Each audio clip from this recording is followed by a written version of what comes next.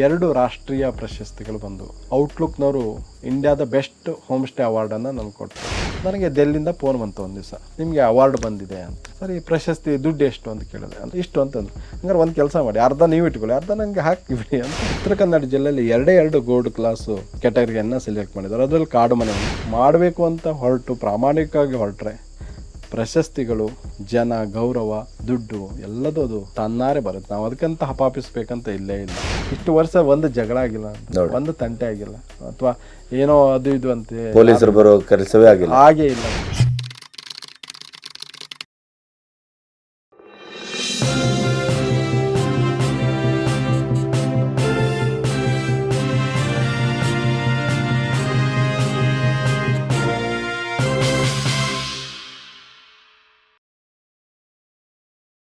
ಮುಂದಿನ ಯೋಜನೆಗಳೇನಿದೆ? ಈಗಾಗಲೇ ಕಾಟೇಜ್ ಏನಾದ್ರು ಜಾಸ್ತಿ ಮಾಡ್ತೀರಾ? ಕಾಟೇಜನ್ನು ತುಂಬ ಜನ ಕೇಳ್ತಾ ಇದ್ದಾರೆ. ಇದೇ ಥರ ನೇಚರನ್ನು ಉಳಿಸ್ಕೊಂಡು ಇನ್ನು ಸ್ವಲ್ಪ ಜಾಸ್ತಿ ಮಾಡಿ, ಅದೇ ನಮಗೆ ಸಾಕಾಗ್ತಾ ಇಲ್ಲ.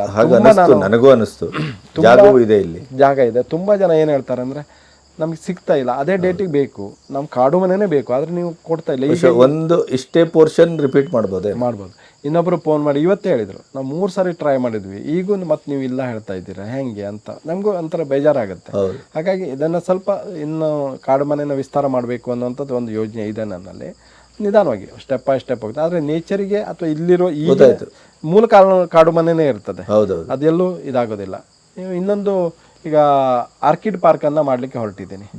ಜಗತ್ತಿನ ಎಲ್ಲ ಕಡೆ ಇರುವಂಥ ಆರ್ಕಿಡ್ಗಳನ್ನು ಈ ಕ್ಲೈಮೇಟಲ್ಲಿ ಬೆಳೆಯುವಂಥದ್ದನ್ನೆಲ್ಲ ತಂದು ಬೆಳೆಸಿ ಜನರಿಗೆ ಒಂದೊಂಥರ ತೋರಿಸುವಂಥ ಒಂದು ಕೆಲಸವನ್ನು ನಾನು ಇನ್ನು ಮುಂದಿನ ಯೋಜನೆಯಲ್ಲಿ ಅದು ಇರುವಂಥದ್ದು ನಂದು. ಮತ್ತು ಇದಕ್ಕೂ ಜಾಸ್ತಿ ಟ್ರೂಪ್ಗಳು ಬಂದರೆ ಏನು ಮಾಡ್ತೀರಿ? ಇನ್ನೊಂದು ನಂದು ಹಕ್ಕಿ ಮನೆ ಅಂತಿದೆ, ಅಲ್ಲಿ ಬೋರ್ಡ್ ನೋಡಿದೆ. ಹೌದು, ಇದು ಕಾಡು ಮನೆಯಲ್ಲಿ 5 ಕಾಟೇಜ್ ಇದೆ, ಮ್ಯಾಕ್ಸಿಮಮ್ 15 ಜನ, ಒಂದು ರೂಮಲ್ಲಿ 3 ಜನ ಕಂಫರ್ಟಾಗಿ ಇರ್ಬೋದು. ಇನ್ನೊಂದು ಹಕ್ಕಿ ಮನೆ ಅಂತಿದೆ. ಹಕ್ಕಿ ಮನೆ ಒಂದು 40 ವರ್ಷ ಹಳೆ ಹೆರಿಟೇಜ್ ಹೌಸ್ ಅದು. ಅಲ್ಲಿ ತುಂಬ ಚೆನ್ನಾಗಿದೆ ಅದು. ಆ ಮನೆ, ಅಲ್ಲಿಯ ವ್ಯವಸ್ಥೆ ದೊಡ್ಡದಾಗಿದೆ, ಡಾರ್ಮೆಟ್ರಿ ಥರ ಇದೆ, ಬೆಡ್ರೂಮು ಇದೆ. ನೀವು ಹಳ್ಳಿಯ ಒಂದು ಮನೆಯ ಒಂದು ಸ್ವಾದವನ್ನು ಅನುಭವಿಸ್ಬೇಕಂದ್ರೆ ಆ ಮನೇಲಿ ಉಳಿಬೋದು. ಅಲ್ಲಿ ಅಟ್ ಎ ಟೈಮ್ ಒಂದು 50-60 ಜನ ಉಳಿಯೋ ಹಾಗೆ ಇದೆ. ಅಡಿಕೆ ತೋಟ ಇದೆ, ವ್ಯೂ ತುಂಬ ಚೆನ್ನಾಗಿದೆ. ಅಲ್ಲಿ ಉಳಿಸ್ತೀನಿ ಆ ಥರದವ್ರನ್ನು. ಅಲ್ಲಿ ವಿಶೇಷವಾಗಿ ಫ್ಯಾಮಿಲಿ ಗೆಟ್ ಟುಗೆದರ್ ಮಾಡುವಂಥವ್ರು, ನೇಚರ್ ಕ್ಯಾಂಪ್ ಮಾಡ್ಲಿಕ್ಕೆ ಬಂದಂಥವ್ರು, ಅಥವಾ ವರ್ಕ್ಶಾಪು, ಈ ಥರದವ್ರಿಗೆ ಹೇಳಿ ಮಾಡಿಸೋ ಜಾಗ ಅದು. ಅದು ಆಪ್ಷನ್ ಇದೆ. ಸೊ ಇಲ್ಲಿ ಬರುವವರು ಹೇಗೆ ಬರಬೇಕು ಏನು ಅವೆಲ್ಲವನ್ನು ನೀವು ಹೇಳಿದ್ರಿ. ಇಡೀ ದಾಂಡೇಲಿಯಲ್ಲಿ ಸಾಮಾನ್ಯ ರೆಸಾರ್ಟ್ಗಳ ಹಬ್ಬ ಆಗಿಬಿಟ್ಟಿದೆಯಾ ಇದು? ಹೇಗೆ ಇಡೀ ಜೋಯಿಡಾ ದಾಂಡೇಲಿ ನಿಮಗೆ ಮಾರಿಗೊಂದು, ನೀವು ಎಲ್ಲಿ ಕಲ್ಲು ಹೊಡೆದ್ರು ಎಲ್ಲ ನೋಡಿದೆ. ನಿಮ್ಮ ರೋಡಲ್ಲಿ ಬರುವಾಗಲೇ ಹೌದು, ಈ ಎಲ್ಲ ಈ ಇದರಲ್ಲಿ ನಮ್ಮ ಪೇಟೆಯಲ್ಲೆಲ್ಲ ಕೆಲವು ಕಡೆ ಇದು ಎಡಕ್ಕೆ ತಿರುಗಿ ಮುಂದೆ ಬಲಕ್ಕೆ ತಿರುಗಿ ಅಂತ ಒಂದು ಬೋರ್ಡ್ ಹಾಕ್ತಾರಲ್ಲ, ಕರೆಕ್ಟ್, ಅಂಥ ಬೋರ್ಡ್ಗಳು ಎಲ್ಲ ರೆಸಾರ್ಟ್ಗಳು ತುಂಬ ಆಗಿದೆ. ಬಟ್ ಅದರ ಮಧ್ಯೆ ನಿಮ್ಮದೇ ಆದಂಥ ಒಂದು ವೈಶಿಷ್ಟ್ಯತೆ, ನಿಮ್ಮದೇ ಆದಂಥ ನೇಚರಿಗೆ ಹತ್ತಿರವಾಗುವಂಥ ಗುಣ, ಆಮೇಲೆ ನಿಮ್ಮದೇ ಆದಂಥ ರಿಸ್ಟ್ರಿಕ್ಷನ್ನು ಪ್ರಾಯಶಃ ನಿಮ್ಮ ಸ್ಪೆಷಾಲಿಟಿ ಅಂತ ಅಂದ್ಕೊಳ್ತೇನೆ. ಖಂಡಿತ ಅದೇ ನನ್ನನ್ನು ಇಲ್ಲಿವರೆಗೂ ನಿಮಗೇನಾದರೂ ಈ ದಿಕ್ಕಿನಲ್ಲಿ ಅಂದರೆ ಯಾವುದೇ ಒಂದು ಗಿಡವನ್ನು, ಎಲೆಯನ್ನು, ಬಳ್ಳಿಯನ್ನು, ಸಸಿಯನ್ನು ನೀವು ತೆಗೆದೇನೆ ನೇಚರಿಗೆ ಹತ್ತಿರವಾಗಿ ಕಾಡನ್ನೇ ಬೆಳೆಸಿದಿರಿ ಹೊರತು ಕಾಡನ್ನು ಅಳಿಸುವ ಕೆಲಸ ಮಾಡಿಲ್ಲಲ್ಲ. ಈ ದಿಕ್ಕಿನಲ್ಲಿ ನಿಮಗೇನಾದರೂ ಯಾವುದಾದ್ರೂ ಪ್ರಶಸ್ತಿ ಆ ಥರದ್ದೇನಾದರೂ? ನನಗೆ 2 ರಾಷ್ಟ್ರೀಯ ಪ್ರಶಸ್ತಿಗಳು ಬಂದವು. ಔಟ್ಲುಕ್ನವರು ಇಂಡಿಯಾದ ಬೆಸ್ಟ್ ಹೋಮ್ ಸ್ಟೇ ಅವಾರ್ಡನ್ನು ನನಗೆ ಕೊಟ್ಟರು, ಡೆಲ್ಲಿಲಿ ಕೊಟ್ಟಂಥದ್ದು. ನಾನು ಗೆಸ್ಟ್ಗಳದ್ದು ಬ್ಯಾಗನ್ನು ಹತ್ಕೊಂಡು ಬಂದು ದಿನ ಇಡೋನು.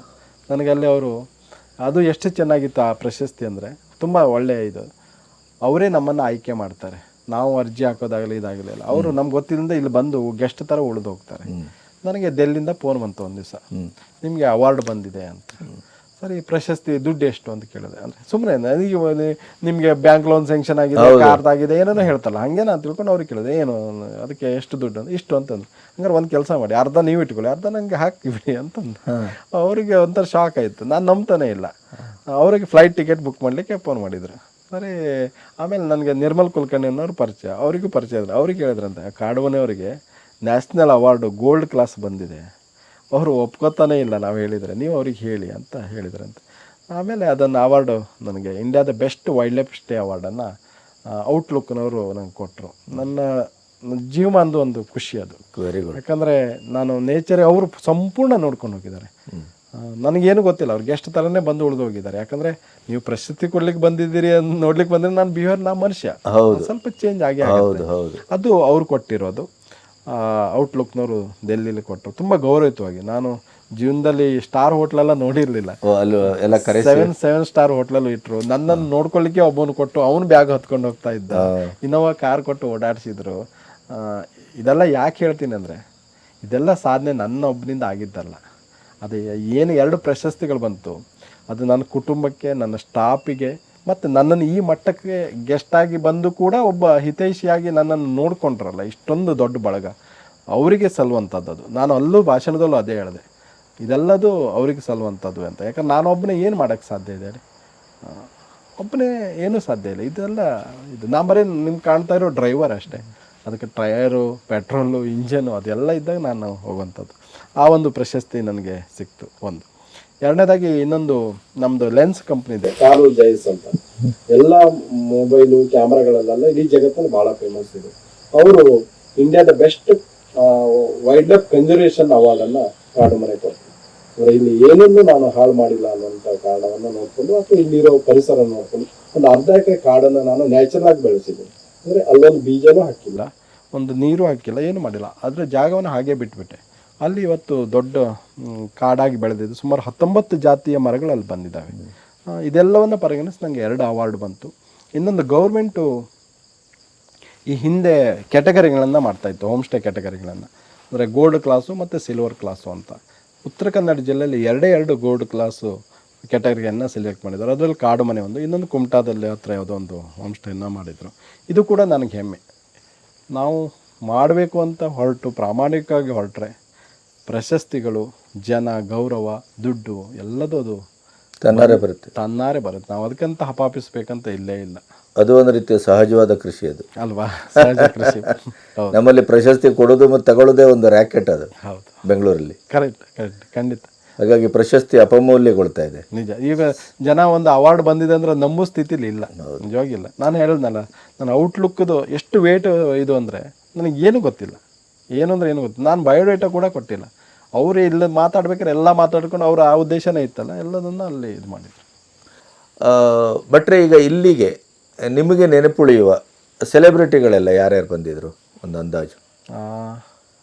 ಆ ಕಾಲದಿಂದ ಇವತ್ತಿನವರೆಗೆ? ಆ ಕಾಲದಿಂದನೂ ಸಾಕಷ್ಟು ಜನ ಬಂದಿದ್ದಾರೆ. ಹೈಕೋರ್ಟ್ ಜಡ್ಜು ಬಂದು ಹೋಗಿದ್ದಾರೆ. ಸೆಲೆಬ್ರಿಟಿ ಅಲ್ಲ ಅವರು, ಅಲ್ಲ ಹೈಕೋರ್ಟ್. ಹೌದು, ಅವರಿಗೆ ಬರ್ಮುಡ ಹಾಕೊಂಡು ಇಲ್ಲಿ ಇರಬೇಕು ಅಂತ ಆಸೆ, ಅವ್ರಿಗೆ ಮತ್ತೆಲ್ಲ ಹಾಕ್ಲಿಕ್ಕೆ ಆಗುದಿಲ್ಲ ಅಂತ ಇಲ್ಲಿ ಆರಾಮಾಗಿ ಚಾಪೆ ಮೇಲೆಲ್ಲ ಮಲ್ಕೊಂಡು ಯಾರಿಗೂ ಹೇಳದಿದ್ದೆ ಬಂದು ನನ್ನ ಜೊತೆ ಕಾಡುಮನೆ ಉಳ್ಕೊಂಡು ಹೋಗಿದ್ದಾರೆ.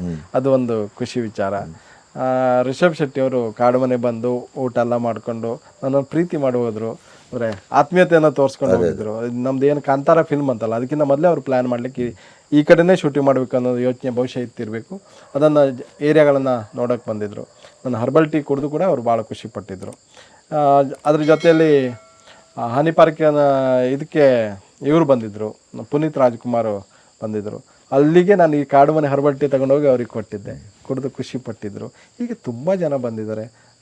ಮೊನ್ನೆ ಗಂಗಾವತಿ ಪ್ರಾಣೇಶ್ ಟೀಮ್ ಬಂದೋಗಿದ್ದಾರೆ. ಕೃಪಾಕರ್ ಸೇನಾರಿ ಅವರ ಕಾಡಿನಲ್ಲೇ ಜೀವನ ಕಳೆದವರು, ಕಾಡಿನಲ್ಲೇ ಜೀವನ ಕಳೆದ ಕಾಡು ನಾಯಿಯ ಬಗ್ಗೆ ಬಹಳ ವಿಶೇಷವಾದಂಥ ಅಧ್ಯಯನ ಮಾಡಿದ್ರು. ಹೌದು, ಅವ್ರು ಬಂದೋಗಿದ್ದಾರೆ. ಆ ಥರ ಸಾಕಷ್ಟು ಜನ ಬಂದೋಗಿದ್ದಾರೆ. ಇನ್ನು ಇಡೀ ಜಗತ್ತಿನ ಬಹಳ ಕನ್ಸರ್ವೇಷನ್, ಸಂರಕ್ಷಣಾ ವಿಚಾರದಲ್ಲಿ ಭಾಳ ಹೆಸರು ಮಾಡಿದಂಥ ಜಾರ್ಜ್ ಶೆಲ್ಲರ್ ಅಂತ, ಅವರು ನನ್ನ ಕಾಡುಮನೆಗೆ ಬಂದೋಗಿ. Very good. ಆ ಥರ ತುಂಬ. ಅವ್ರು ಏನಂದ್ರು? ಅವರು ತುಂಬ ಖುಷಿಪಟ್ಟರು. ಯಾರೇ ನಿಸರ್ಗ ಪ್ರಿಯರು ಬಂದರೆ ನನ್ನಲ್ಲಿ ಇವತ್ತಿಗೂ ಬೇಜಾರಿಲ್ಲ. ಇನ್ನೊಂದು ನಿಮ್ಗೆ ಹೇಳಬೇಕು, ಇಷ್ಟು ವರ್ಷ ಒಂದು ಜಗಳ ಆಗಿಲ್ಲ, ಒಂದು ತಂಟೆ ಆಗಿಲ್ಲ, ಅಥವಾ ಏನೋ ಅದು ಇದು ಅಂತ ಪೊಲೀಸರು ಬರೋ ಕೆಲಸವೇ ಆಗಿಲ್ಲ. ಹಾಗೇ ಇಲ್ಲ. ಪೊಲೀಸರು ಯಾವಾಗೂ ಅವ್ರು ಹರ್ಬಲ್ ಟೀ ಕುಡಿಲಿಕ್ಕೆ ಖುಷಿಯಿಂದ ಕಾಡುಮನೆ ಬಂದು ಹೋಗ್ತಾ ಇದ್ದಾರೆ ಬಿಟ್ಟರೆ ಕೇಸಲ್ಲಿ ಹೋಗಿ ಬರುವಂಥದ್ದು ಒಂದು ಸನ್ನಿವೇಶನೂ ಇಲ್ಲಿ ಕ್ರಿಯೇಟ್ ಆಗಿಲ್ಲ. ಇದು ವೆರಿ ಗುಡ್. ಅದು ನಿಮ್ಮ ಗುಣ ಸ್ವಭಾವದ ಒಂದು ಸಂಕೇತ, ಅದು ಅಲ್ಲ, ನಿಸರ್ಗದ ಸಂಕೇತ. ಹೌದು. ಈಗ ರಾಜ್ಯ ಸರ್ಕಾರದಿಂದ ಏನಾದರೂ ರೆಕಗ್ನೇಷನ್ನು ಅಥವಾ ನಿಮಗೆ ಇಲ್ಲಿ ಅಧಿಕಾರಿ ವರ್ಗದವರು ಅಥವಾ ನಮ್ಮ ಸರ್ಕಾರದ ನೆಲೆಯಲ್ಲಿ ಯಾವ ರೀತಿ ಕೋಆಪರೇಷನ್ ಇದೆ ಅಥವಾ ರೆಕಗ್ನೇಷನ್? ಸರ್ಕಾರದ ನೆಲೆಯಲ್ಲಿ ದೊಡ್ಡ ಏನೋ ಇದೆ ಅಂತ ನಾನು ಹೇಳಲಿಕ್ಕೆ ಇಷ್ಟಪಡಲ್ಲ. ಸ್ಥಳೀಯ ಅಧಿಕಾರಿಗಳದ್ದು, ಜಿಲ್ಲಾಡಳಿತದಿಂದೆಲ್ಲ ಸಪೋರ್ಟ್ ಇದೆ ನಮಗೆ. ಮಾಡೋರಿಗೆ, ಈ ಥರ ಇದು ಮಾಡೋರಿಗೆ ಇದಾರ ಮಹಾ ಪ್ರೋತ್ಸಾಹ, ನೀವು ಇನ್ನೂ ಮುಂದುವರಿರಿ, ಇದೇ ನಿಟ್ಟಲ್ಲಿ ಹೋಗಿ ಅಂತ. ಇವನ್ ನನಗೂ ಕೂಡ ಇಲ್ಲ, ಬೇರೆ ಹೋಮ್ ಸ್ಟೇದವರಿಗೂ ಆ ಥರದ್ದು ಏನೂ ಇಲ್ಲ. ಇನ್ನೂ ಆ ವಿಚಾರದಲ್ಲಿ ಬೇಕಾಗಿದೆ. ಆ್ಯಕ್ಚುಲಿ ನಮ್ಮ ದೇಶದಲ್ಲಿ ದೊಡ್ಡ ದುರಂತ ಅದು. ನೋಡಿ ನೀವು ಇದು ಪಶ್ಚಿಮ ಘಟ್ಟದ ತಪ್ಪಲಿನ ಪ್ರಶ್ನೆ ಆದರೆ ಹಾರ್ಟ್ ನೀವಿನ್ನು ಅರಬ್ಬಿ ಸಮುದ್ರದ ದಡದಲ್ಲಿ 352 kilometre Goa border to Kerala border ಎಂಥ ಅನರ್ಘ್ಯ ಸ್ವರ್ಗ ಇದೆ ಅಂದರೆ ಗೋಕರ್ಣ ಒಂದು ಬಿಟ್ಟರೆ, ಅದು ಗೋಕರ್ಣ ಅತಿಯಾಗಿದೆ ಸ್ವಲ್ಪ, ಹೌದು, ಬಿಟ್ಟರೆ ನೀವು ಬೇರೆ ಎಲ್ಲೂ ಡೆವಲಪ್ ಆಗಿಲ್ಲ ಅಂತ. ಹಾಗೆ ಈಗ ತಣ್ಣೀರ್ಬಾವಿ ಬೀಚ್ ಇರ್ಬೋದು, ಬೇಲೆಕೆರೆ ಇರ್ಬೋದು, ಅಥವಾ ನಿಮ್ಮ ಅಪ್ಸರಕೊಂಡದ ಹೊನ್ನಾವರ ಇರ್ಬೋದು, ಮುರುಡೇಶ್ವರ ಅಲ್ಲಿ ಆರ್ಯನ್ ಶೆಟ್ಟರು ಒಂದಿಷ್ಟು ಮಾಡಿದ್ದಾರೆ. ಬಿಟ್ಟರೆ ನಮ್ಮಲ್ಲಿ ಆ ಥರದ ಸರ್ಕಾರಿ ಯಂತ್ರಗಳು ಈ ಪ್ರವಾಸೋದ್ಯಮಕ್ಕೆ ಹೇಳ್ತವೆ, ಬಿಟ್ಟರೆ ಸರಿಯಾದ ನೆಲೆಯಲ್ಲಿ ನಿಂತು ಪ್ರೋತ್ಸಾಹ ಮಾಡುವ ಪದ್ಧತಿ ಇಲ್ಲ. ಅದಾದರೆ ನೀವು ಯಾವ ದೇಶಕ್ಕೆ ಕಮ್ಮಿ ಇದೆ ನಮ್ಮದು ಅಲ್ವಾ? 352 ಜಲಪಾತ ಇದೆ ಅಯ್ಯೋ ಉತ್ತರ ಕನ್ನಡದ ಜಿಲ್ಲೆಯಲ್ಲಿ. ಮತ್ತೆ ಈ ಪ್ರಕೃತಿ ಸೌಂದರ್ಯ ಎಲ್ಲಿ ಕೆಳಗೋದ್ರೆ ಸಮುದ್ರ, ಮೇಲ್ ಬಂದ ಮಲೆನಾಡು, ಎಲ್ಲದೂ ನಮ್ಮ ಹತ್ರ ಹಿಮ ಒಂದು ಬಿಟ್ರೆ ಆದರೆ ಹಿಮದ ಚಳಿಯನ್ನು ಕೊಡುವಂಥ ಪ್ರದೇಶ ನಮ್ಮಲ್ಲಿದೆ. ಎಲ್ಲದೂ ಇದೆ. ಆಮೇಲೆ ಯಾಣಕ್ಕಿಂತ ಬೇಕಾ ನಿಮಗೆ ಅಲ್ವಾ? ಇವತ್ತು ಬೆಳಿಗ್ಗೆ ನೋಡಿದ್ರಲ್ಲ ಮಂಜು ಹಂಗೆ. ಹೌದು, ಸೌಂದರ್ಯ ಅದು. ಸೊ ಹಾಗಾಗಿ ಆ ದಿಕ್ಕಿನಲ್ಲಿ ಬಹುಶಃ ಸರ್ಕಾರ ತೀವ್ರವಾಗಿ ಯೋಚನೆ ಮಾಡಬೇಕು, ಮಾಡಲೇಬೇಕಾಗಿ. ಮಾಡಿದ್ರೆ ಅವರಿಗೆ ಬೊಕ್ಕಸಕ್ಕ ಹಣ ಇನ್ಯಾವುದು ಬೇಡ ಅಂತ. ಮತ್ತೆ ಸ್ಥಳೀಯರಿಗೆ ಉದ್ಯೋಗ ಆಗತ್ತಲ್ಲ. ಹೌದು, ಈಗ ನಿಮ್ಮಲ್ಲೇ ನೋಡಿ, 6ನೇ ಕ್ಲಾಸ್ ಓದದಿದ್ದ ಈಗ ನಾವು ಪ್ರಾಸಂಗಿಕವಾಗಿ ಮಾತಾಡೋದು, ಇನ್ನು ಮುಂದೆ ಹೋಗ್ಬೇಕು ಅಲ್ಲಿಗೆ ಹನಿ ಪಾರ್ಕಿಗೆ. ಸೊ ಹನಿ ಪಾರ್ಕ್ಗೆ ಪೂರ್ವಭಾವಿಯಾಗಿ ಮಾತಾಡುವಾಗಲೇ ನಿಮ್ಮಲ್ಲಿ ಆ ಪುಷ್ಪ 6ನೇ ಕ್ಲಾಸ್ ಓದ್ದವ್ರು. ಹೌದು, ರೂಪ 4ನೇನೋ 5ನೇ ಕ್ಲಾಸ್. ಈಗ ನಿಮ್ಮಲ್ಲಿ ಈಗ ನಾವು ಕಳೆದ 2 ದಿನದಿಂದ ಊಟ ಮಾಡಿದ್ದೇವಲ್ಲ, ಎಷ್ಟು ಚಂದ ಊಟ ಅದು. ಈಗ ಹೆಣ್ಮಗಳು ಹಳ್ಳಿಯವರು ಅವರು. ಹೌದು ಹೌದು, ಅವಳು ಏನು ಕಲ್ತವಳಲ್ಲ, ಇವತ್ತು ಬೆಳಗ್ಗೆ ನೀವು ಕೊಟ್ಟ ವಡೆ ಯಾವ ನಿಮ್ಮ ಬೆಂಗಳೂರಿನ ಯಾವುದೇ ಪ್ರೊಫೆಷನಲ್ ಹೋಟೆಲಿಯರ್ಗಳಿಗೆ ಸೆಡ್ ಹೊಡೆವಂಗಿತ್ತು ಅದು ಅಲ್ಲ, ಅಷ್ಟು ಚೆನ್ನಾಗಿತ್ತು, ಗರಿಯಾಗಿತ್ತು. ಹೌದು ಹೌದು ಹೌದು.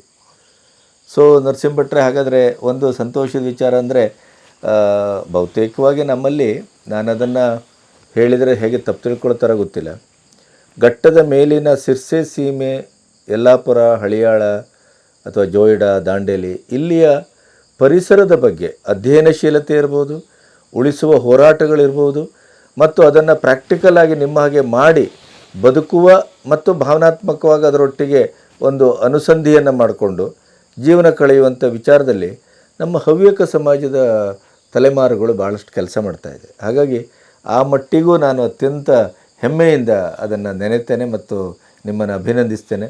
ಇದನ್ನು ಹೀಗೇ ಮುಂದುವರಿಸಿ, ಅದಕ್ಕಿಂತ ಮುಖ್ಯವಾಗಿ ಧ್ರುವಮಾಣಿ ಮುಂದೆ ಅದನ್ನು ಮುಂದುವರಿಸ್ತಾನೆ ಅನ್ನೋದು ಬಹಳ ದೊಡ್ಡ ಆಶೋದಯ. ಅದು ಎಷ್ಟೋ ತಲೆಮಾರುಗಳು ಅಲ್ಲಿಗೆ ನಿಲ್ತವೆ, ಮುಂದುವರಿಸೋರು ಇಲ್ಲದೇ, ಅವರೆಲ್ಲೋ ಫಾರಿನ್ ಹುಚ್ಚಿಗೋ ಇನ್ನೊಂದು ಹೋಗ್ಬಿಡ್ತಾರೆ. ಅದು ಅಲ್ಲದೆ ಅವನಲ್ಲೂ ನಿಮ್ಮಕ್ಕಿಂತ ಹೆಚ್ಚು ಜಾಗೃತಿ, ಹೆಚ್ಚು ಪ್ರೀತಿ, ಹೆಚ್ಚು ಕಾಳಜಿ ಬಂದಿದೆ.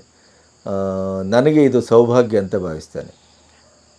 ಅಷ್ಟು ದೊಡ್ಡ ಮಾತು ಹೇಳಬೇಡಿ, ನನಗೆ ಸೌಭಾಗ್ಯ. ಯಾಕಂದರೆ ನಾನು ನಿಮ್ಮನ್ನ ತರಂಗದಲ್ಲಿದ್ದಾಗಿಂದ ಪೂರ್ತಿ ಓದೋಣ, ಅವನು ಒಬ್ಬ ಪತ್ರಕರ್ತಾಗಿ ಕೆಲಸ ಮಾಡಿದವನು. ನನಗೊಂಥರ ಮಾಡೆಲ್ ಆಗಿದ್ರಿ ನೀವು. ನನಗೆ ಬಿ ಗಣಪತಿಯವರು ಎದುರ ನನ್ನ ಕಾಟೇಜಲ್ಲಿ ಕೂತ್ಕೋತಾರೆ ಅನ್ನೋದು ನನ್ನೊಂಥರ ಕನಸು. ಅದು ಅಂದರೆ ನಾನು ಈ ಕ್ಷಣಕ್ಕೂ ನಂಬಕ್ಕೆ ಸಾಧ್ಯ ಇಲ್ಲ. ಆ ದಿವಸ ನಿಮ್ಗೆ ಫಸ್ಟ್ ನಾನು ನಿಮ್ಮ ಜೊತೆ ಮಾತಾಡಿದಾಗ, ನೀವು ಈ ಕಡೆ ಬರ್ತಾ ಇದ್ದೀನಿ ಅಂತ ಹೇಳಿ ನಾನು ಮಾತಾಡಿದಾಗ ಕೂಡ ನನಗೆ ಹಬ್ಬ ಬಿ ಗಣಪತಿಯವರು ಬರ್ತಾರಾ ಅನ್ನೋಂಥದ್ದು. ಹಾಗಾಗಿ ಇಲ್ಲಿ ಸೌಭಾಗ್ಯ ನನಗೂ ಸಿಕ್ಕಿದೆ. ನಿಮ್ಗೊಂದು ಆತಿಥ್ಯ ಕೊಡುವಂಥ ಒಂದು ಅವಕಾಶ ನನಗೆ ಸಿಕ್ಕಿದೆ. ಭಾಳ ಖುಷಿ. ಅಂದರೆ ನಾನು ಬೆಳೆದ ಪರಿಸರ ಇದು. ನಾನು ಸಣ್ಣಿರುವಾಗ ಎಲ್ಲ ಹೀಗೆ ಇದೇ ಹಸಿ, ಇದೇ ಕಾಡು, ಇದೇ ನಂಜುಳ್ಳೆಯೋ ಅಥವಾ ಚಿರಂಟೆಯೋ ಇಂಥದ್ದು, ಇದನ್ನೇ ನೋಡಿಕೊಂಡು ಬೆಳೆದವ್ರು ನಾವು. ಅದನ್ನು ಮತ್ತೆ ನೋಡುವ ಕಾಲ ಎಲ್ಲೋ ಮುಗಿದೋಯ್ತು ಅಂತ. ಯಾಕಂದರೆ ನಮ್ಮೂರ ಬದಿಗೆಲ್ಲ ಎಲ್ಲ ಮರವನ್ನು ಕಡಿದಿದ್ದಾರೆ, ಪರಿಸರ ನಾಶ ಆಗಿದೆ, ಅತಿಕ್ರಮಣ ಆಗಿದೆ. ಆಮೇಲೆ ಯಾರೋ ಈ ಥರದ ನಮ್ಮಲ್ಲೇ ಸಿಗುವಂಥ ಕಲ್ಲುಗಳಿದು, ಇದನ್ನು ಬೆಂಗಳೂರು ತರಿಸ್ಕೊಂಡು ಕಟ್ಟಿರ್ತಾರೆ ಈಗ, ಆಯಿತಾ. ಆದರೆ ನಮ್ಮೂರಿನ ಕಲ್ಲು, ನಮ್ಮೂರಿನ ಹಂಚು ನಮಗೆ ಬೇಡ, ನಾವು ಟೆರೇಸ್ ಹಾಕ್ಕೊಳ್ಳಿಕ್ಕೆ ಹೊರಟಿದ್ದೇವೆ. ಈ ಥರದ ಅಧ್ವಾನಗಳು. ಅದರ ಮಧ್ಯೆ ಇಂಥ ಒಂದು ಪರಿಸರವನ್ನು ಉಳಿಸಿ ಇಡೀ ಜನಸಮೂಹವನ್ನು ನಿಮ್ಮದೇ ಆದಂಥ ಬೇಲಿಯ ಒಳಗಡೆ ಅತ್ಯಂತ ಆಕರ್ಷಕವಾಗಿ ನೀವು ಅದನ್ನು ಆಕರ್ಷಿಸ್ತಾ ಇರೋದು, ಅದೊಂದು ತುಂಬ ತಾತ್ವಿಕವಾದದ್ದು. ಹಾಗಾಗಿ ನಿಮಗೆ ದೊಡ್ಡ ಅಭಿನಂದನೆ. Wish all the best. ಒಳ್ಳೆಯದಾಗಲಿ. Thank you. ಬಹುಶಃ 2006 ಅಥವಾ 2007 ಇರಬೇಕು. ಆಗ ನಾನು ಈ ಸ್ಥಳೀಯವಾದಂತಹ ಸಂಪನ್ಮೂಲಗಳನ್ನು ಬಳಸಿಕೊಂಡು ಸ್ಥಳೀಯರಿಗೆ ಯಾವ ರೀತಿ ಉದ್ಯೋಗ ಸೃಷ್ಟಿ ಮಾಡಬಹುದು ಅಂತೇಳಿ ಒಂದು ಅಧ್ಯಯನವನ್ನು ನಡೆಸಿದ ಸಂದರ್ಭದಲ್ಲಿ ಈ ಪ್ರವಾಸೋದ್ಯಮವನ್ನು ಬಳಸ್ಕೊಂಡು ಸ್ಥಳೀಯ ನೈಸರ್ಗಿಕ ಸಂಪನ್ಮೂಲಗಳನ್ನು ಬಳಸ್ಕೊಂಡು ಪ್ರವಾಸೋದ್ಯಮ ಬೆಳೆಸ್ಬೋದು ಅಂತ ಎಲ್ಲೋ ಒಂದಿಷ್ಟು ಓದ್ದ ಪರಿಣಾಮವಾಗಿ ನಾನು ಹುಡುಕ್ತಾ ಇದ್ದೆ. ಆಗ ಸಹಜವಾಗಿ ನಾನು ಪತ್ರಿಕೋದ್ಯಮದಲ್ಲಿ ಇದ್ದಿದ್ದ ಕಾರಣದಿಂದಾಗಿ ಏನೋ ಬಹುಶಃ ಪಕ್ಕದ ಜೊಯ್ಡಾ, ಅದೇ ನೈಸರ್ಗಿಕವಾಗಿ ಸಂಪದ್ಭರಿತವಾದಂತಹ ಜೊಯ್ಡಾ ತಾಲೂಕಿನ ಯುವ ಪತ್ರಕರ್ತರಾದಂತಹ ನರಸಿಂಹ ಛಾಪ್ಕಂಡವರು ನನಗೆ ಭೇಟಿಯಾದರು. ಹೀಗೆ ಭೇಟಿಯಾದ ತಕ್ಷಣ ನಮ್ಮ ತಾಲೂಕಿನಲ್ಲಿ ಈ ಪ್ರವಾಸೋದ್ಯಮವನ್ನು ಹೇಗೆ ಬೆಳೆಸ್ತೀರಿ ಅಂತ ಅವ್ರು ಕೇಳಿದಾಗ ನಾನು ಹೇಳಿದಿಷ್ಟೇನೆಂದರೆ, ನಾವೆಲ್ಲರೂ ಒಟ್ಟಿಗೆ ಸೇರಿ ಒಂದು ಪ್ರಯತ್ನವನ್ನು ಮಾಡೋಣ, ಯಾರ್ಯಾರಲ್ಲಿ ಏನೇನು ಕೌಶಲ್ಯ ಇದೆಯೋ ಅದನ್ನು ಬಳಸ್ಕೊಂಡು ಅದನ್ನು ಈ ರೀತಿಯಾದಂಥ ಒಂದು ಪ್ರವಾಸೋದ್ಯಮವನ್ನು ಪ್ರಾರಂಭ ಮಾಡೋಣ ಅಂತೇಳಿ ಒಂದು ಪ್ರಯತ್ನವನ್ನು ಶುರು ಮಾಡಿದ್ವಿ ನಾವು. ಸೊ ಅಲ್ಲಿಂದ ಪ್ರಾರಂಭವಾದಂಥ ಒಂದು ಯಾತ್ರೆ ಇವತ್ತು ಕಾಡುಮನೆ ಎಂಬ ಒಂದು ಅದ್ಭುತವಾದಂತಹ ಸೃಷ್ಟಿ ಜೊತೆಗೆ ಇಡೀ ಜೊಯ್ಡಾದ ಪ್ರವಾಸೋದ್ಯಮ, ಅದೇ ಸಕಾರಾತ್ಮಕ ರೂಪದ ಪ್ರವಾಸೋದ್ಯಮ ಇವತ್ತು ಒಂದು ಹಂತಕ್ಕೆ ಬಂದು ನಿಂತಿದೆ. ಇದರಲ್ಲಿ ನರಸಿಂಹ ಛಾಪ್ಕಂಡ್ ಅವರ ಕೊಡುಗೆ ತುಂಬ ಜಾಸ್ತಿನೇ ಇದೆ ಅಂತ ಹೇಳ್ಬೋದಾಗಿದೆ. ನಾನೇನೋ ಆ ಊರಿನವನು ಇರಲಿಲ್ಲ, ನಾನು ಬೇರೆ ಜಿಲ್ಲೆಯವನೇ ಆಗಿರೋದಕ್ಕೆ ನಾನು ಬಂದ ಆಗಾಗ ಹೊಸ ವಿಷಯಗಳನ್ನು, ಹೊಸ ಐಡಿಯಾಗಳನ್ನೇನೋ ಭಾಳ ಹೇಳ್ತಿದ್ದೆ ಅವರಿಗೆ. ಅದೆಲ್ಲವನ್ನು ಕೂಡ ಅವರದೇ ಆದಂತಹ ಲಿಮಿಟೆಡ್ ರಿಸೋರ್ಸಸ್ನಲ್ಲಿ ಅವರದನ್ನು ಮಾಡುವಂಥ ಪ್ರಯತ್ನ ಖಂಡಿತವಾಗಿ ಮಾಡ್ತಾ ಬಂದರು. ಬಹುಶಃ ಇವತ್ತು ಕಾಡು ಮನೆಯಲ್ಲಿ ಹೊಸ ಪ್ರಯೋಗಗಳು ಯಾಕೆ ಆಗ್ತಾವಂತಂದರೆ ಈ ರೀತಿಯಾದಂಥ ಮುಕ್ತ ಒಂದು ಮಾನಸಿಕತೆ ನರಸಿಂಹ ಛಾಪ್ಕಂಡ್ ಅವರಲ್ಲಿತ್ತು. ಹೀಗಾಗಿ ಅವರು ಹೊಸ ಪ್ರಯೋಗಗಳನ್ನು ಮಾಡ್ತಾ ಇವತ್ತು ಕಾಡು ಮನೆ ಇಡೀ ಒಂದು ನಾವೀನ್ಯತೆಯನ್ನು ಹೊಂದಿರುವಂಥ ಒಂದು ಪ್ರವಾಸೋದ್ಯಮದಲ್ಲಿ ಇವತ್ತು ಜನರ ಬಾಯಿಯಲ್ಲಿ ಇವತ್ತು ಆ ಕಾಡು ಮನೆ ಇವತ್ತಿದೆ. ಜೊತೆಗೆ ಇನ್ನೊಂದು ಮಾತನ್ನು ನಾನು ಹೇಳಲಿಕ್ಕೆ ಇಷ್ಟಪಡ್ತೀನಿ. ಕಾಡು ಮನೆಯ ಸ್ಮರಣೆ ಇದು. ಆ್ಯಕ್ಚುಲಿ ಕಾಡು ಮನೆಯ ಈಗಿರುವಂಥ ಜಾಗ ಏನಿದೆಯೋ ಅದನ್ನು ನರಸಿಂಹ ಛಾಪ್ಕಂಡ್ ಅವರು ನನಗೆ ತೋರಿಸಿ, ಜೋಶಿಯವರೇ, ನೀವು ಈ ಜಾಗವನ್ನು ಖರೀದಿ ಮಾಡಿ, ತುಂಬ ಚೆನ್ನಾಗಿದೆ ಇದು, ಇಲ್ಲಿ ನೀವು ನಿಮ್ಮ ಕನಸುಗಳನ್ನೆಲ್ಲ ಸಾಕಾರಗೊಳಿಸ್ಬೋದು ಅಂತ ಒಂದು ಮಾತನ್ನು ಹೇಳಿದರು. ಸಹಜವಾಗಿ ನನಗನ್ನಿಸ್ತು ಅವಾಗ ಒಂದು ಆರ್ಥಿಕ ಸಮಸ್ಯೆ ಅಥವಾ ಅಷ್ಟೊಂದು ಇನ್ವೆಸ್ಟ್ ಮಾಡುವಷ್ಟು ಶಕ್ತಿಯು ಕೂಡ ನನಗಿಲ್ದಿದ್ದು ಒಂದು ಭಾಗ ಆದರೂ ಕೂಡ ನಾನು ಈ ರೀತಿಯಾದಂಥ ನಾನು ಮೂಲ ಉದ್ದೇಶವೇ ಸ್ಥಳೀಯರಿಗೆ ಉದ್ಯೋಗ ಅವಕಾಶಗಳ ಸೃಷ್ಟಿಯಾಗಬೇಕು, ಸ್ಥಳೀಯ ಆರ್ಥಿಕತೆ ಅಂತ ನಾನು ಹೇಳಿದ ಕಾರಣಕ್ಕಾಗಿ ನಾನು ಯಾರೋ ಹೊರಗಿನವನು ಬಂದು ಅಲ್ಲಿ ಯಾವುದೇ ರೀತಿಯಾದಂಥ ಆರ್ಥಿಕ ಚಟುವಟಿಕೆಗಳನ್ನು ನಡೆಸಬಾರ್ದು, ಅದು ಪ್ರವಾಸೋದ್ಯಕ್ಕೆ ಸಂಬಂಧಪಟ್ಟಂತೆ ಅಂತ ನಾನು ಒಂದು ದೃಢ ನಿಶ್ಚಯವನ್ನು ಕೂಡ ಮಾಡಿದ್ದೆ. ಹೀಗಾಗಿ ಇದು ನಾನು ತೊಗೊಳ್ಳಲ್ಲ, ಬೇಕಾದ್ರೆ ನೀವೇನಾದರೂ ಕಷ್ಟ ಆದರೂ ಸಹಿ ಒಂದು ಸಲ ಪ್ರಯತ್ನ ಮಾಡಿ ಅಂತ ಹೇಳಿದೆ. ಸೊ ಆ ಒಂದು ಹಿನ್ನೆಲೆಯಲ್ಲಿ ಅವರು ಆ ಒಂದು 3 ಎಕರೆ ಜಾಗವನ್ನು ಖರೀದಿ ಮಾಡಿದರು. ಅಲ್ಲಿ ಕಾಡು ಮನೆ ಶೂನ್ಯದಿಂದ ಪ್ರಾರಂಭ ಆಯಿತು. ಒಂದು ಗುಡಿಸಲು ಅಂತೇನು ಹೇಳ್ತೀವೋ ಆ ರೀತಿ ಗುಡಿಸಲಿನಿಂದ ಹಿಡ್ಕೊಂಡು ಅಲ್ಲಿ ಕಾಡು ಮನೆ ಪ್ರಾರಂಭ ಆಯಿತು. ಅವತ್ತಿಂದ ಹಿಡ್ಕೊಂಡು ಇವತ್ತಿನ ಯಾತ್ರೆಯನ್ನು ನಾನು ಸ್ವತಃ ಕಣ್ಣಿನಿಂದ ನೋಡಿರೋದಕ್ಕೆ ನಾನು ಅನೇಕ ವಿಷಯಗಳನ್ನು, ಅಂದರೆ ಆ ಯಶಸ್ಸಿನನ್ನು ನಾನು ಕಣ್ಣಿಂದ ನೋಡಿದ್ದೇನೆ ನಾನು. ಹೀಗಾಗಿ ಇದರಲ್ಲಿ ನರಸಿಂಹ ಛಾಪ್ಕಂಡ್ ಅವರು ಪಟ್ಟಂಥ ಶ್ರಮ ಏನಿದೆಯೋ ಅದು ನಿಜಕ್ಕೂ ಕೂಡ ಶ್ಲಾಘನೀಯ. ಮತ್ತು ಕಾಡು ಮನೆ ಇರ್ಬೋದು, ಹನಿ ಪಾರ್ಕ್ ಇರ್ಬೋದು, ಅಥವಾ ಎರಡೂ ಕಡೆ ನಡೆದಂತಹ ಸಣ್ಣ ಪ್ರಯೋಗಗಳಿರ್ಬೋದು, ಇವೆಲ್ಲವೂ ಕೂಡ ನರಸಿಂಹ ಛಾಪ್ಕಂಡ್ ಅವರ ಏನು ವಿಶೇಷತೆ ಅಂತ ಹೇಳ್ತೀವಿ, ಅವ್ರ ಕೌಶಲ್ಯದ ಪ್ರದರ್ಶನ ಅಂತ ಹೇಳ್ತೀವೋ ಅದೆಲ್ಲೋ, ಅಂದರೆ ಅವು ಮನುಷ್ಯನಲ್ಲಿ ಒಳಗಡಿದ್ದಂತಹ ಎಲ್ಲ ಏನು ಕಲ್ಪನೆಗಳಿದವೋ ಅವೆಲ್ಲವನ್ನು ಸಾಕಾರಗೊಳಿಸ್ಲಿಕ್ಕೆ ಅವ್ರು ಪಟ್ಟಂಥ ಶ್ರಮ ನಿಜಕ್ಕೂ ಕೂಡ ಶ್ಲಾಘನೀಯ. ಸೊ ಕಾಡು ಮನೆ ಕೇವಲ ನರಸಿಂಹ ಛಾಪ್ಕಂಡ್ ಅವ್ರಿಗೆ ಸೇರಿದಂತಹ ಒಂದು ಏನಂತ ಹೇಳ್ತೀವಿ ನಾವು, ಅವರ ಒಂದು ಹೋಮ್ ಸ್ಟೇ ಅಂತ ಅಥವಾ ಈ ಥರ ಏನು ಹೇಳಿದ್ರೆ ಭಾಳ ಸಣ್ಣ ಶಬ್ದ ಆಗ್ಬೋದು. ಅಲ್ಲಿ ಬಂದಂಥ ಪ್ರತಿಯೊಬ್ಬ ಪ್ರವಾಸಿಗನು ಕೊಟ್ಟಂತಹ ಸಲಹೆ ಸೂಚನೆಗಳನ್ನು ಗಮನಿಸಿ ಅವರದನ್ನೆಲ್ಲವನ್ನು ಯಾವ್ದ್ಯಾವುದು ಸಾಧ್ಯವಿದೆಯೋ ಅವೆಲ್ಲವನ್ನು ಅಳವಡಿಸ್ಕೊಂಡಂಥ ಪರಿಣಾಮವಾಗಿ ಇವತ್ತು ಕಾಡು ಮನೆ ನಿಮ್ಮೆಲ್ಲರ ಕೂಡ ಕಾಡು ಮನೆಯಾಗಿ ಇವತ್ತು ನಮಗೊಂದು ಆತ್ಮೀಯ ತಾಣವಾಗಿ ಇವತ್ತದು ಪರಿವರ್ತನೆಗೊಂಡಿದೆ. ಸೊ ನರಸಿಂಹ ಛಾಪ್ಕಂಡ್ ಅವರು ಈ ವಿಷಯದಲ್ಲಿ ತುಂಬ ಶ್ರಮವನ್ನು ಪಟ್ಟಿದ್ದಾರೆ. ಆ ಶ್ರಮದ ಯಶಸ್ಸನ್ನು, ಆ ಸವಿಯನ್ನು ಇವತ್ತು ಅವರು ಅನುಭವಿಸ್ತಿದ್ದಾರೆ ಅಂತ ನಾವು ಹೇಳ್ಬೋದಾಗಿದೆ. ಕಾಡು ಮನೆಯಲ್ಲಿ ಸ್ಪೆಷಲಿ ಫುಡ್ ಬಗ್ಗೆ ಮಾತಾಡಬೇಕು ಅಂದರೆ ತುಂಬಾ ಚೆನ್ನಾಗಿದೆ. ಸೊ ಹೆಲ್ದಿ ಆಗಿರುತ್ತೆ ಮತ್ತು ಹೋಮ್ಲಿ ಆಗಿರುತ್ತೆ. ಸೊ ಅವರು ಮಾಡೋ ಅಂಥದ್ದಾಗಲಿ ಆಲ್ಮೋಸ್ಟ್ ನಮ್ಮ ಹೆಲ್ತ್ಗೆ ಏನು ಅವಶ್ಯಕತೆ ಇದೆಯೋ ಅದನ್ನೇ ಯೋಚನೆ ಮಾಡಿ ಇಲ್ಲಿ ಸಿಗೋವಂಥ ಪರಿಸರದಲ್ಲಿ ಸಿಗೋವಂಥ ವಸ್ತುಗಳನ್ನ ಯೂಸ್ ಮಾಡಿ ಅಡುಗೆಯನ್ನು ತಯಾರಿಸ್ತಾರೆ. ತುಂಬ ಚೆನ್ನಾಗಿತ್ತು. ಸೊ ನಾವು ತುಂಬ ಎಂಜಾಯ್ ಮಾಡಿದ್ವಿ. ಆಲ್ಮೋಸ್ಟ್ ನಾವು ಇಲ್ಲಿ 2 ಡೇಸ್ ಆಯ್ತು ಬಂದು. ಒಂದು ದಿನ ಇಷ್ಟು ನೀರು ಕುಡಿದ್ವಿ, ಇಷ್ಟೆಲ್ಲ ಊಟ ಮಾಡಿದ್ವಿ. ಒಂದಿನ ಸ್ಟೊಮಕ್ ಅಪ್ಸೆಟ್ ಅನ್ನೋದೇ ಆಗಲಿಲ್ಲ, ಒಂದು ಕೋಲ್ಡು ಆಗಲಿಲ್ಲ. ನಾರ್ಮಲ್ ನಾವು ಹೊರಗಡೆ ಹೋದಾಗೆಲ್ಲ ನೀರು ಕುಡಿದ ತಕ್ಷಣ ಇಮಿಡಿಯೇಟಾಗಿ ಕೋಲ್ಡ್ ಆಗುತ್ತೆ. ಇಲ್ಲಿ ಏನಿಲ್ಲ, ಇಲ್ಲಿ ಆಲ್ಮೋಸ್ಟ್ ತುಂಬ ಚೆನ್ನಾಗಿತ್ತು. ಸೊ ತುಂಬ ಚೆನ್ನಾಗಿ ಎಂಜಾಯ್ ಮಾಡಿದ್ವಿ. ಸೊ ಫುಡ್ ಅಂತೂ ತುಂಬ ಚೆನ್ನಾಗಿತ್ತು. ಸೊ ಅವ್ರು ಸರ್ವ್ ಮಾಡೋ ರೀತಿ ಆಗಿರ್ಬೋದು. ಸೊ ಬೇರೆ ಕಡೆ ಎಲ್ಲ ಹೋದರೆ ಲೈಕ್ ಲಿಮಿಟೆಡ್ ಫುಡ್ ಅನ್ನೋ ಥರ ಟ್ರೀಟ್ ಮಾಡ್ತಾರೆ. ಇಲ್ಲ ಹಾಗಲ್ಲ, ನಾವು ಬೇಡ ಬೇಡ ಅಂದರೆ ತೊಗೊಳ್ಳಿ ಸರ್, ತಿನ್ನಿ ಅಂತ ಹಾಕಿಸ್ತಾರೆ. ಸೊ ತುಂಬ ಖುಷಿ ಆಯಿತು ಫುಡ್ ಬಗ್ಗೆ ಆಗಲಿ, ತುಂಬ ಚೆನ್ನಾಗಿ ಎಂಜಾಯ್ ಮಾಡಿದ್ವಿ. ಬಂದಿನದಿಂದ ಇದುವರೆಗೂ ನಾನು ನೋಡಿರೋ ಹಾಗೆ ಎಲ್ಲದರಲ್ಲೂ ಆಯಿಲ್ ಕಮ್ಮಿ ಇದೆ. ಆ್ಯಂಡ್ ಆದಷ್ಟು ಎಲ್ಲನೂ ಪರಿಸರದಲ್ಲಿ ಏನು ಸಿಗುತ್ತೆ ಇಲ್ಲಿ ಸುತ್ತಮುತ್ತ ಅದರಲ್ಲಿ ಮಾಡಿದ್ದಾರೆ ಅಡುಗೆಗಳನ್ನ. ಆ್ಯಂಡ್ ಸ್ಟಾಫ್ಸ್ ಇವ್ರು ಹೇಳ್ದಾಗೆ ಕೇಳಿ ಬಡಿಸ್ತಾರೆ, ಇನ್ನೂ ಸ್ವಲ್ಪ ತಿನ್ನಿ ಅಂತ.